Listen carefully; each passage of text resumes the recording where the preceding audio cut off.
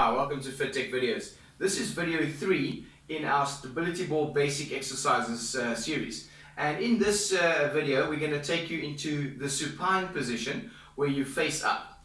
And that's on the ball. So I'm going to get started in that position. So remember, we sit down and we know from the seated position how we want to sit. Knees 90 degrees, hip width apart. Now we're going to roll down into that position, nice and slow. Shoulders are on the ball and neck is not, and then you want to relax the head. Nice. You want to make sure there's a 90-degree angle at the knees, and then lift the hips. Now you're nice and straight from the shoulders to the knee. The head's nice and relaxed. I would suggest looking straight. Don't look to the sides. I'm going to look to the side purely for the video, but you don't do that. So in this position, the exercises that you can do, the most obvious one is a chest press. Now, about 10 years ago or so, when I was still in my youth, before I was 40, I used to be able to do 120 kilogram bench press in this position. And a lot of people think, oh, that's crazy. It's not. But I wouldn't suggest you do that. That's just something that I did. But I used to teach a lot of stability ball classes. That's before I developed the kick. And now I'm trying to get back there slowly. So maybe when I'm 50, I'm only 42, so maybe when I'm 50, I will get back to the 120 bench press. Who knows? Let's see. But in this position, you can add a chest press. Now I'd suggest no weight. Get used to this position. I can feel my glutes are starting to shake, my hamstrings are working, my shins, all the stabilizing muscles. My core is working very well. My lower back, make sure you're not too low, make sure you're not too high. Get a nice squeeze, nice and straight. Then remember the isokinetic movement. Work against your own body weight. So now I'm pushing, but I'm resisting myself as I go up and then come down. As I come down, I'm resisting again to come down. So the chest is pushing to come up, but the back is resisting and vice versa. Very good way to do that. Then you can add the fly. Always remember when you fly, a slight bend at the elbow, because if you have a straight elbow, you put a lot of pressure on the elbow, even with no weight, but especially with weight. When you add a bit of a bend, you actually get more work in the chest. So you want to make sure that the chest is working and not your arms. Okay, it's not a bicep exercise. So the elbow is bent and it stays locked in that position. So you take it out and you take it in. And remember, so you go in and then out. And again, do the isokinetic. But even doing a few of these, within this position, I promise you, you get a good pump. Now you can add a bicep exercise in this position. So arms straight and you can just curl up in this position. That's also a very nice exercise. You wouldn't use heavy weights in this position at all because it's more stabilizing and you're using your muscles. Because your whole body is stabilizing, your muscles will engage a lot more. Now you can add a tricep. So you can do a tricep. It's called skull crushers. Now please don't do what the name says. If you have weights, you can use it in that position. You can twist the arms out like this and have single dumbbells or no weights whatsoever, and you work the triceps in that position. Then you can get your arms in this position, shoulder straight, fist, elbow, shoulder in a straight line, and then you bend the elbows down like this in that position, 90 degrees, and then you push up again to there. That is a close grip press. Now you can do this exercise with a bar. It's a very, very good exercise to do. So it's a little arc. It goes down and comes back up. That's a very, very good exercise. And you can do the same thing. But I like to have the palms facing in, and then you take it down, squeeze, and then you slowly push up. It's a very good tricep exercise. Now, in this position, you can get the feet together to make it a bit harder. If your feet are together, you're a lot more unstable, and then you can use lighter weights, and you'll get a better workout. Then you can do an advanced leg extension. So, leg out and back in. Leg out and back in. And as you can see, my core is not as developed as it used to be 10 years ago. So even that's hard for me. Now I'm going to roll back slowly.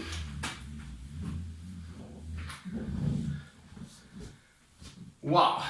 I'm just showing you the exercises and I'm getting a sweat on. That's a really, really good exercise. What I would suggest is to start out with roll out, do one rep of the exercise and roll back. That way you're not putting your lower back under too much pressure for too long. And as you progress, then you can roll out, do 2 or 3 reps until you get to a position where you roll out, do your 10 or 15 reps, whichever way it is, and then roll back. So obviously the longer you stay in that position, the more you're going to be working your core. But also what's nice is when you're working the other muscles around it, they're going to generally contract harder, because even I'm focusing on my chest. It's very important to keep your body straight, keep those glutes squeezed in, and work onto the chest, on the triceps, on the biceps, the close grip press, the leg extensions. It's all very, very good. Now, in this position, between the seated and the supine position, there's a few little exercises that you can also do. So this one, you can roll down so that your lower back, just above the sacral bone, your hip bone, just on your pelvis and by your shoulder blades. In this position, make sure that you're not on a slippery surface. There's a danger that the ball can slip out from under you. I'm using this matting or yoga mat. It's the best to use. If you on a tiles or on a carpet, the ball can slip out from under you in this position and you can hurt your coccyx. So very important, make sure that you're on a surface that the ball won't slip out. Make sure you're wearing shoes that you won't slip with. Very important when doing this exercise. This is an advanced, a slightly more advanced exercise. And in this position, you can cross your arms over and you can do a crunch. But note, I'm not pushing my shoulders to my pelvis. I want to push the shoulders up to the ceiling. So I'm going all the way back to lengthen the muscle, and then I want to come up towards the ceiling. Up. Another good way of doing it is putting the arms up towards the ceiling and trying to push up into the ceiling.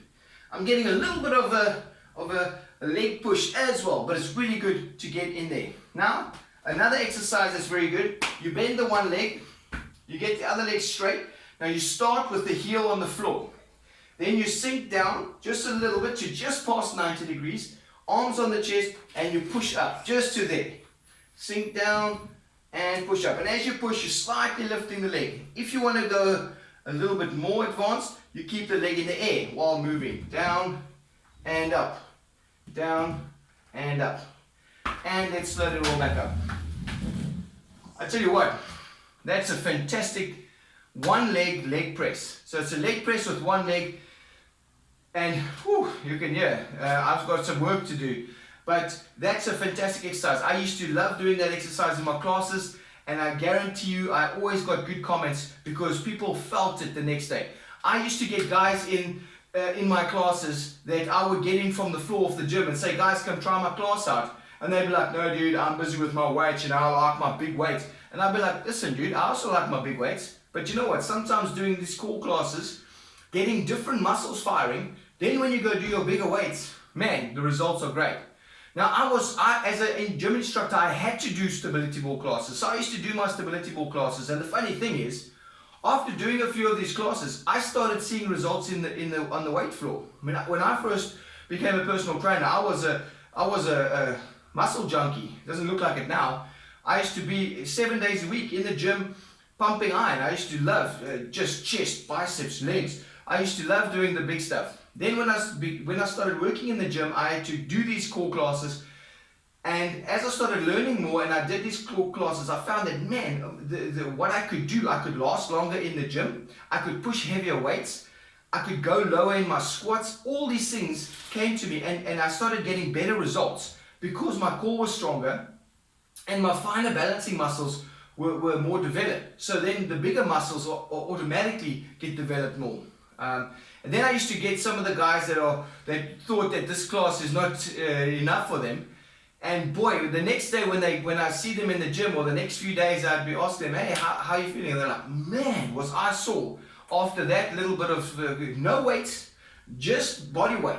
And they were so sore, because when you work with body weight and you do the exercises slowly and correctly and you really focus on them, you can get such a good pump, a better pump than when you're lifting a heavy weight. If you're lifting a weight that's too heavy for you to actually handle, which often happens in the gym, it's a sad thing, but testosterone kicks in, and everyone wants to show everyone else they can do more. I was guilty of it initially, and then when I learned better, I then backed off from that. What happens is, when you try and lift a weight that you cannot control, then you start engaging muscles that aren't supposed to work, and you're actually hampering. So now you're lifting a weight maybe 5 kilos heavier than what you can actually handle. you're actually getting 50% less workout in that muscle than what you could have if you could handle that weight. So, I'm all for heavyweights. If you can lift a car while keeping perfect form, by all means, lift that car. But if you can't, then don't. Do what you can, and I guarantee the results will be better. For the last 14 years, I've been a sports therapist, helping people in pain. For the first 5 years of my career, I was a personal trainer, a fitness consultant, then I became a personal trainer. I used to teach body pump classes, I used to teach step classes, I taught spinning, I did all of that stuff.